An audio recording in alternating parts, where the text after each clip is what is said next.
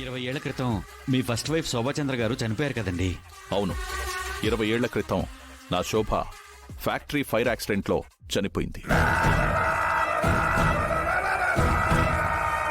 ఎప్పుడో జరిగిపోయిన గతం అది. దాని గురించి ఇప్పుడు మీరేం చెప్తారు?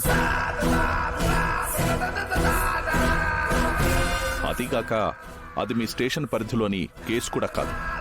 ఆ షార్ట్ సర్క్యూట్ ఎలా అయింది, దానికి ఎలాంటి టెక్నికల్ ఇష్యూస్ వచ్చాయి లాంటి వివరాలు చెప్తారా? అలాంటి వివరాలు వినే ఇంట్రెస్ట్ నాకు లేదు. నా శోభ దూరం అయిపోయాక అలాంటి వివరాలు తెలుసుకొని నేనేం చేస్తాను? సార్ సార్ సార్ సార్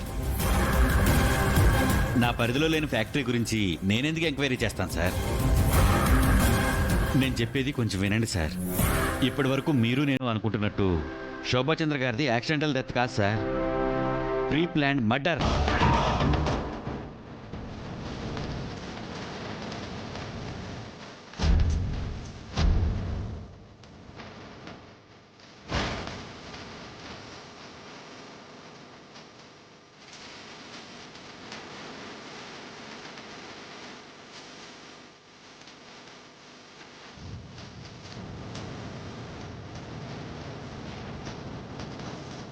ఏంటి, శోభది యాక్సిడెంటల్ డెత్ కాదా, మర్డరా?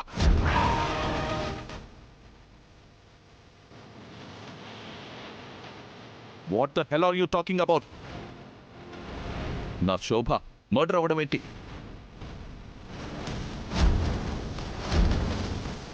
సార్, నేను ఒక పోలీసుని సార్. ఏదైనా కళ్ళతో చూస్తే తప్ప, కళ్ళతో చూసిందంతా గట్టి ఆధారం దొరికితే తప్ప ఏది నమ్మను సార్. ఏం చూసా? ఏం చూసి నా శోభ మర్డర్ అయిందని నువ్వు కన్ఫర్మ్ చేస్తున్నావు? అమ్మగారు, మన ఫ్యాక్టరీ తగలబడిపోతుందమ్మా.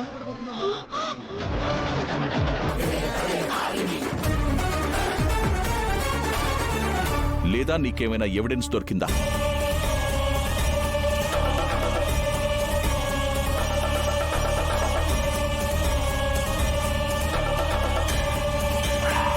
అవన్నీ నేను ఫోన్లో చెప్పలేను సార్.